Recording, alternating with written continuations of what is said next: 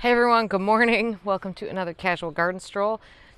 You know, I thought about filming this yesterday so I could have this up nice and early, and then it was such a beautiful summer day that I kind of took the afternoon off and I went to the beach and I went swimming in Lake Michigan and had a really nice summer day. So here we are back at kind of a later Sunday morning video. I don't have any mail this week. If you sent mail, it's might just be because I don't think anyone's gotten to the post office this week. The yard is a little bit, there's some piles of stuff around. Normally I try to pick up at the end of the day on Saturday, so when I'm filming this video there isn't stuff like everywhere. But I didn't do that yesterday, so you'll see some piles of stuff. And I don't know, let's just get on with it. Let's go for a stroll. Oh, by the way, I did anticipate having the final video from the new garden series up yesterday. But I wanted to just take a little bit of extra time to film a couple of extra bits of that, which I hope to film this morning yet before it starts to rain. We are going to get a good chunk of rain today, which is good in some way. I struggle. There's so many things I should be doing in the rain. I should be giving at least one dog a bath. I should definitely be dealing with a laundry situation. I should definitely be just doing some general cleaning in the house. But also, I really want to run to a garden center. So, I don't know, 3 years ago maybe, I did this video where I went to, it was Bayside Garden Center in Fox Point. And I got this amazing haul of plants. They had a cartload sale. I don't know if you guys remember this, but I think it was everything you could fit on a cart for $60. It was insane. I don't think they've ever done that again because I think that kind of backfired on them because I think a lot of people waited for that sale. But I do have some holes developing in the garden and I'd love to have a few things to pop in there. A lot of things are on sale. So rainy days are my favorite days to go to garden centers because, well, this time of year, not a lot of people are at them anyway, but no one's at garden centers on those days. So what will win? Housework or garden center? Place your bets. All right, let's go for a stroll. I'll just start up here on the deck because the sweet peas are starting to fade now. Like they're at the point where I can't cut them fast enough, but we still have a few here. It still smells delightful. I do have a purple hyacinth bean that I planted down there because I knew the sweet peas would be gone at some point, but it's starting to come up through this. And this is kind of a mess up here. But listen, sweet peas get a little messy at the end of their time here, and that's okay with me because it still smells amazing. Still just looking great. Really having issues with drip irrigation this year. The other day I accidentally cut this drip line in this pot and I kept meaning to fix it. Yeah, well, the drip is running right now. Do you see water coming out of there? Nope. So I don't know how that guy's been getting water. I don't know what's going on with that. I think the thing with these drip irrigation lines is that I don't think the DIY type, I don't think they last that long. And I think, well, I personally forget that. And I really think next year I need to spend a little bit of time just redoing all the drip probably. I think the drip in the vegetable garden is probably not doing great. Yeah, so you can see this is the drip that comes out of the bottom of the window box, falls on these leaves. This is looking nice still. We talked about this last week, but I fertilized, the ladder comes out so when I fertilized, and I fertilized yesterday. I am absolutely still just loving the castor bean. It's good. Now I do wish these dahlias, this yellow dahlia would kind of, but everything got planted late. So, okay, let's look over here. I don't think a lot of this looks different than it did the last time you see it. Just trying to think if I've done anything in here. Obviously just there's little bits of weeding that happen. I have started leaving these buckets around. Seems to be a better system for me. And then the idea is I run around with the wheelbarrow and empty the buckets instead of just having to pick the stuff up off the ground, which is what I've done in the past. We've looked at these dahlias already, but still, this is Pam Howard. She's a beaut. water lily form. I think this is Rock Run Ashley, which makes a reappearance in the yard this year. I didn't like it for a while, and now I'm like, oh, why didn't I like you? Because I love a ball dahlia. Can't go wrong with them. Crichton honey has been started quickly, but we're kind of in a lull for flowers right now. You know, this garden usually looks pretty good in terms of the dahlias. Usually looks pretty good starting in about early August. And this is a late year for everything this year. So hopefully in a couple of weeks, this will be looking really good. And hopefully we get a late frost, because I think things are going to have lots of blooming left in them later in the year. One of the spots I would like to fill in is obviously over here. I've been telling you, I've obviously pulled out a lot of the poppies. I saved oodles and oodles and oodles of seeds last week. And then I pulled out, because they were just starting to look really ratty. Once those seed heads start going very brown, you know, like this is the only reason this plant is still here is because I want to collect. This is one of the Shirley poppies. I want to collect some of the seeds from these guys before I pull that out. Unfortunately, my big bowling ball poppy, once again the damn chipmunks got it. So, oh hey, if I think of it, maybe I'll show you guys a picture if I can think about popping it in. My mom texted me a picture of some animal in a small live trap that she caught yesterday trying to catch a chipmunk. It was a stoat, which is also known as a short-tailed weasel, which is also known as an ermine. Cutest little bugger. And they ended up just releasing it because they actually eat mice and voles. But they said it was very nasty. Okay, this tree right here, look at, we've got Alba luxurians just kind of dangling out. Oh boy, the petals are dropping here. Just kind of dangling out of this tree. So, you know, this tree that just dies from the bottom up. And some people have told me, like, get rid of it. But I tell you, as long as I have something tall enough planted below it, and like there are some dahlias that I thought would get taller, whatever, that's easy to fix. But I do love these clematis coming out through these branches. I think it's beautiful. Some of my foxglove, Dalmatian peach foxglove, is starting to bloom. These are ones that I started this year. I think I grew most of these from seed this year. So that is one that will flower in the same season if you get them in early enough, and it will flower later than foxglove normally would. This banana is looking good, although I think, did I show you that the Japanese beetles really got this one? This is all Japanese beetle damage here. The other one, not so much. This one they really have been feasting on. This is a Coleus that I put in here that was a trial. Actually, hang on. I need to confirm that these are the same plant, because I don't understand how this, maybe these aren't this. They are the same plant, you guys. That is coming off the same plant. Okay, so this is, and somewhere in here is a tag. And like, I don't know if you want me to spend my time with you here looking for that tag, but something is amiss here, because there's no way.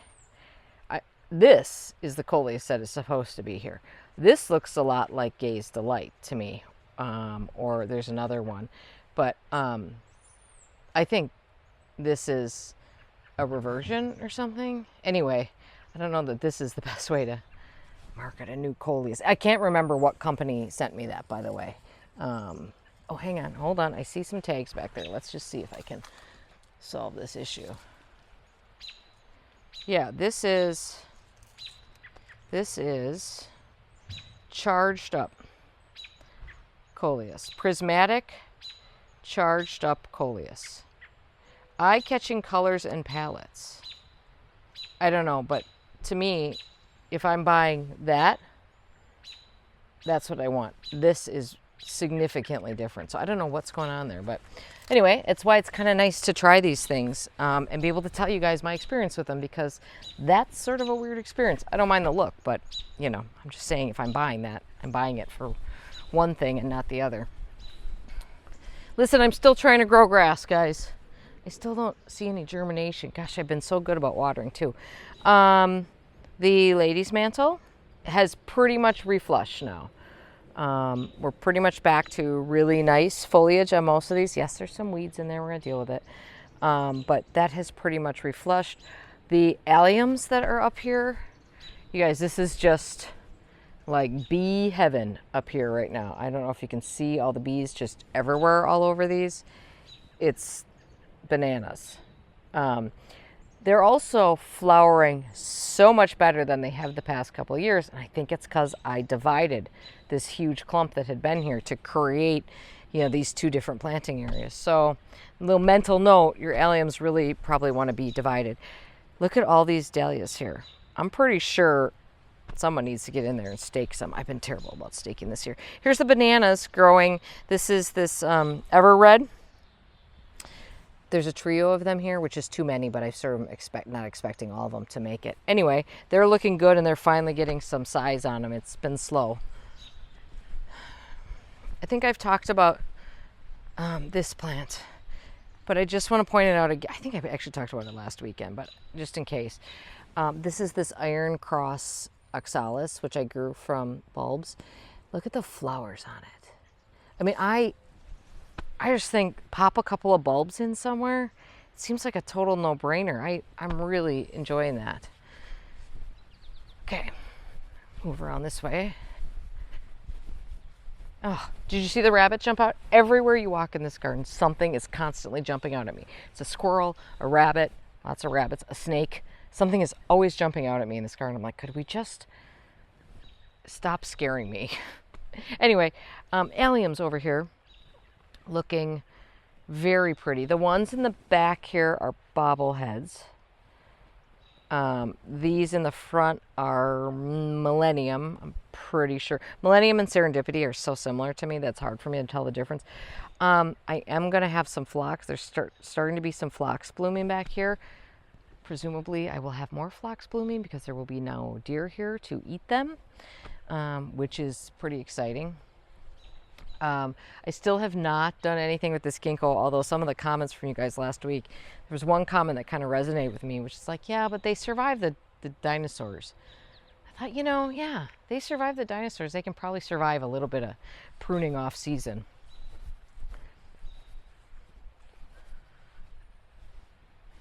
This is all Lemon Perfection Nepeta. This one is keeping its color very nicely. Really keeping that nice. I would say it is well named. It is more on the yellow side of chartreuse for sure. Last week I showed you the, oh boy, holy mackerel. That is one hell of a weed there. That's like a 6 foot tall jewel weed right there. I showed you Flowerful right after it rained last weekend. And and they did stand back up. There was a couple that were kind of flopped a little bit, but they did stand back up and they are looking really, really good. So I want to show you that update because like I said, I feel like this is the first, even though I've had these now for, planted in September of 2024. So this is their second full growing season. They finally got, they're definitely approaching, full height or close to it. So this is where I think we need to start paying attention to what's happening with them in terms of judging this plant compared to an Annabelle, which is what these are meant to be compared to. So sort of limier green flowers, and then we've got some white flowers. I'm here for all of those. The Calamintha Montrose White is starting to bloom, and it's so pretty, and the bees love it, of course. I think this is actually the Let's Dance Skyview hydrangeas that I planted back here. Those flowers were all on those plants when I planted them, so except for some of these, you can see like that one's got a couple of new flowers on it, but other than that, so, don't get too excited about what they've done so far because they came that way. But when these get a little bit of height on them, I actually think this is going to be really, really beautiful right here. Just kind of a simple planting. It's basically 3 plants in the front here. It's this Calamintha Montrose White, Cecilia autumnalis, and then some alliums mixed in there. There are a few liatris that are throughout this bed that kind of pop up. But I think that's just in this sort of center section. I think it's going to look really nice. There's more Calamintha over here, obviously, as well. Now, if I really wanted to balance this bed, I would stick another flower full over here. But I've got this beautiful Wine and Roses Weigela over here, so I don't need symmetry that bad. And plus, that Weigela does a great job of hiding that, you know, the ugly power box situation over there. Sorry, I hope I didn't like totally make your head spin with that turn. Okay, shade garden. I haven't really, you know, we got the snake issue over here. You see the cage? Can you see these cages? Let me zoom you in so you can see them. That is, I can take those off now because that's where the deer were eating the Dianella, the sort of hydrangea cousin. And there's a flower under there, but I need my leaf blower accompaniment, which if you hadn't seen that, several people suggested that if you use a leaf blower, you can usually scare the snakes away before you step into an area. Again, if you're not familiar with my snake issue, it's a personal problem. They're garter snakes. They are harmless in terms of hurting a human. They are not harmless in terms of scaring the ever-living crap out of a person who doesn't like snakes. And I don't care for running upon them. They may live here, and they do. I just don't want to see them.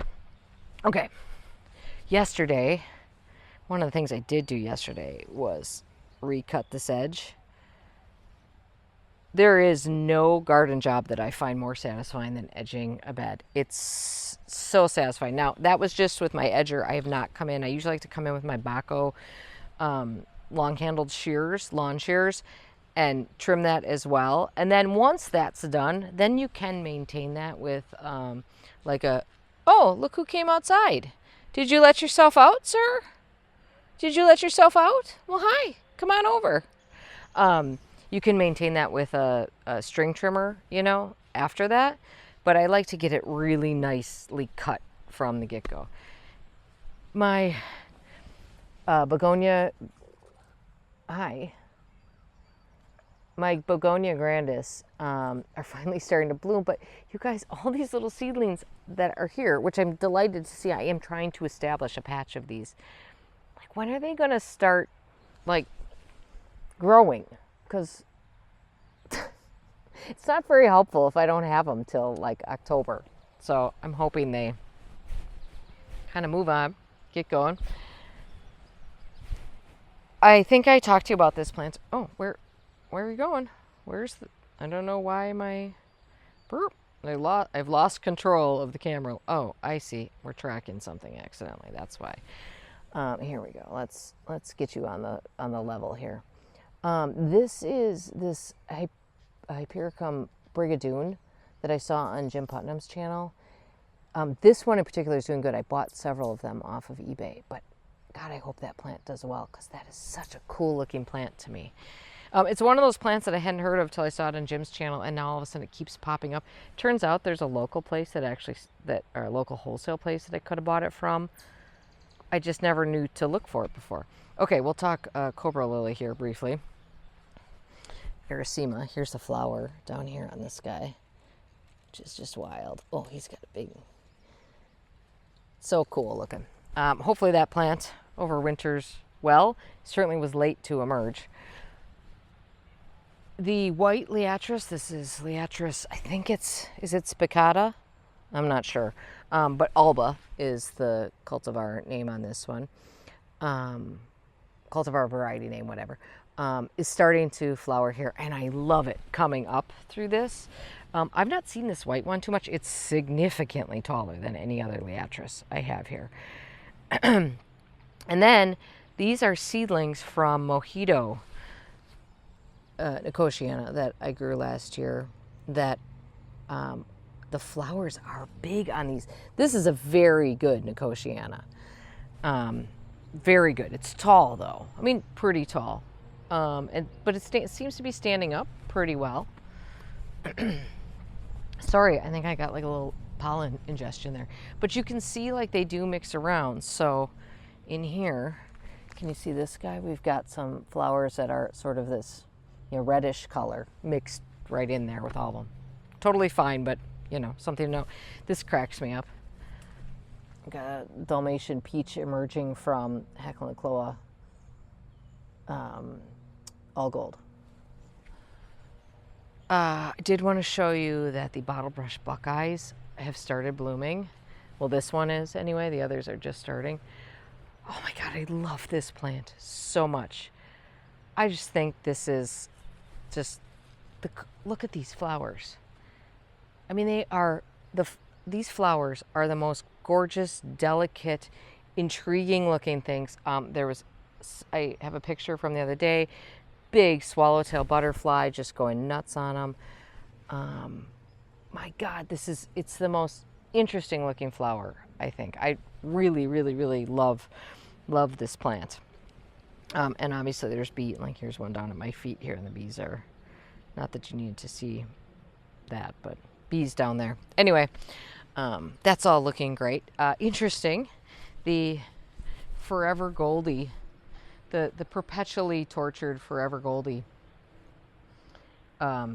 which took a real hit from the deer this year before the fence went in, is starting to rebound. So if that thing comes back, that'll be like the deer fence's like shining moment. Just kind of glancing around to see what's good here. Okay, let's go this way.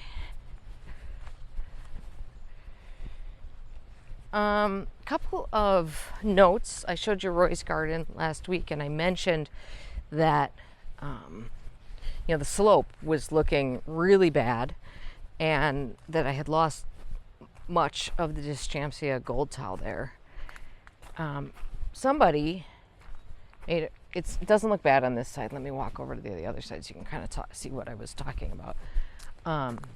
Somebody suggested, could it be jumping worm damage? And I think there's a lot of that could be. I have not dug in there to really look around in that soil, but this garden right over here was the garden that a few years ago I had to completely redo because I lost like 75% of the plants there to jumping worm damage. But this is the hillside, the slope that I'm talking about. Also, there is something happening here, which is that this whole slope has been degrading because of the water. So I am considering, I think something's got to get done. I think I have to do something to shore up this slope here. I mean, this one too, you can see that on this side, you can see that like there's a lot of the soil it's not good that it goes into the creek either, by the way, because that doesn't help that situation. Oh God, look at that thistle there. Ooh. So there's something about, the way the water is traveling through here. So certainly on this side, I think I need to come up with a plan to shore up this slope. I want that to be, because like that's a Millennia transparent that Roy planted. And do you see how it's like in the creek now? That either slid down or the whole thing has been degraded here. So I need to come up with a plan for what we're going to do here. And I don't know what that's going to be. What I know I don't want it to be is I don't really want it to involve rock, because I really don't. I would like to do this without having to do too much excavation. A lot of times when you're terracing something, there's a lot of destruction before you get to fixing something. I personally really, really, really don't want to. I really don't want to move rocks. I really, really don't want to move rocks. But I don't know. So this is on the list for 2027 to, oh my gosh, stop. Okay. Sorry. I looked down. I'm like, oh my God, if I'm not recording, I'm going to die. Okay, that was a little dramatic. I don't know what I'm going to do. Perhaps there's something to be done with like large corten steel panels. Honestly, I'm looking for an easy solution that doesn't cost a ton. That's usually not a thing that happens. That's, you know, in that Venn diagram of fast, easy, and cheap, you know, you have to pick a few and they don't all work. But ideally, you know, our neighbors who have this same situation, previous owners there all lined them all. They have really nice like stone walls. We never had that done here. We never thought about doing it. We didn't realize what the situation was going to be. So there's that. And also I'm going to have to combine that with planting some like erosion control type plants. Because the more I look at this, this is actually like this is not just a gardening problem. This is like a structural issue. So anyway, I don't know where this is going to go, but I've got something to look into for fall. I mean, for winter. I was saying fall. I just got a notice the other day that Ask This Old House is coming to the area in September, and they're looking for projects. I'm like, hey, maybe I should send them a thing and say, hey, you want to fix a slope? And the answer is going to be no, they don't, because they want to come and like fix a door that squeaks or something. These 3 containers are probably my favorite containers of this whole year. I think they are looking so good. The Rex begonias are obviously just like stars of the show here, but you know, these ferns are no slouches in here. The fuchsia is great. I'll show you the one in the other pot next. I'm just, and I mean, they're great individually. They're even better as a trio here. I just remembered I forgot to fertilize these. But they're so, and then this guy down here, I mean, this guy in the ground is great, but here's this great fuchsia. This is this new fuchsia that's coming out next year from Proven Winners. It's supposed to be more sun tolerant, but this is not testing that at all. We are in pretty much full shade here. This farfugum here is so good, so worth bringing that in my suitcase home from Florida. Just really interesting things in here, an interesting texture, and the trio together is, you know, I didn't think I would like it because it was actually some of the last ones I planted, and I generally like to do brighter colors here, and pink wasn't really on my radar, but you know, I guess sometimes these things happen for a reason, and I'm so happy it did because I love how they turned out. They are starting to get, the hanging baskets are getting lower, which is probably both the line that they're on stretching and the branch hanging down a little bit because they're quite heavy. I did plant in here, I did plant at the base of this tree a bunch more Solidago flexicalis, I think it is. It's zigzag goldenrod, which is also right here. It's like a native little ground cover, and it's really funny because I bought a whole tray of it and I started looking around. I'm like, well, I guess this would be a good spot since it's already growing here. So, because I'm trying to, this is a really good opportunity in this garden to plant, there's really good shady woodland type natives that we have here. So this is a really good opportunity to put in, and I need to cover some area here. So this is a very good opportunity for things that might get a little spready and manage themselves well. Okay, let's just go into the vegetable garden here and see what's happening there. This Coleus clematis has been blooming for weeks now. I feel very happy about that choice with those. I have started harvesting most of my onions. Here's the squash bed, which is actually looking great so far. Like, knock on wood, there's no sign of powdery mildew yet. That could all change. But I don't fully know what's all in here. And the other day I'm like, well, I need a squash. And I found some patty pan thing. It was not that good, but I think I harvested too late. But I do have a lot of honey nuts in here and baby butternuts.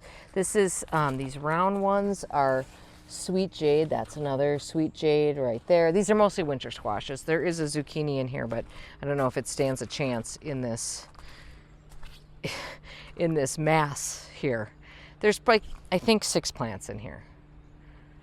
That's probably quite a few for a bed this size, but here's another. This guy's a beauty. Oh, hello. There it is. Yeah, so I'm just crossing my fingers that we can avoid vine borers and powdery mildew and all those things, because this bed is looking just so good right now. In here you can see that the Again, the sweet peas are on their way out. In fact, I cut quite a bit. This is one of the reasons I want to get to a garden center, because these beds, once the sweet peas are gone, these beds look pretty sad. Here's the water bowl. I am in the middle of training the fish. Oh, it worked. Did you see that? Can you see them in there? Yeah, so I give just a tiny little wrap on the side every time before I throw a little food in there. And then they come up. These are, once again, I could not find mosquito fish. They're very difficult to find here for some reason. These are mostly comet goldfish in here. Little ones. There's a few little like minnowy things in here too, but the ones you can see usually are the comets. And I do not keep them at the end of the year. I give them, I found somebody on Facebook Marketplace a few years ago who wanted them at the end of the season, and I give them to that person every year, which works out great. Peppers. Oh, we do. Oh, look at this though. Come on. That's a nice looking one. Those are not bad. Oh, this guy's like jammed in there. Cucumbers. The few cucumbers I've had so far have been very tasty. It's always a challenge to keep these guys headed in the right direction up their trellis here. But I don't see a lot on right now. It feels like we're in a little bit of a lull in terms of production. And the tomatoes, I mean, A, there's not a ton on. B, what is on is as green as you can possibly imagine. So, let's see what's over here. Yeah, I mean, they're just little and green. But again, but it was so cold here so late that everything is just behind. I need to get over here and do another tier of tying these guys up. This is this Arctic Rose foxglove, which just keeps blooming all year. Yeah, there's some weeding that needs to be done, but I'm telling you guys, it's way better than it was. Every time I come in here, I just putz around and do a little bit of weeding, and then I'll bring the torch in shortly. Once I get the big ones out, the torch will not take care of big weeds. It just makes them, they just come back. But once I get the big stuff pulled out, we'll do that here. Oh, hey, I'll just quickly pop in here. Here, avert your eyes for a second, because I want you guys to see this in this other video. Okay. This camera, a lot of people have been asking me about this camera. So this is I'll put a link to it below. I think I bought this one maybe directly from the company. You can pick them up on Amazon too. I'll put the link and you can decide where you want to buy from. This is just this solar powered camera. And all I have it on here is a plant stake. And I've wire tied it onto here. And then I just move it around the garden wherever I need to. I'm using this, I call this my critter cam. So I'm using this to keep an eye on the critter situation. Right now I'm using it to make sure that deer aren't getting in, which, knock on wood, they have not been. We've been good for a while here, but I found out about neighborhood cats who are coming in. It's been interesting, but this way I can move it around the yard. You can see, I don't know if you can see the lens, but it took a face plant a couple weeks ago. I was like, what's wrong with the camera?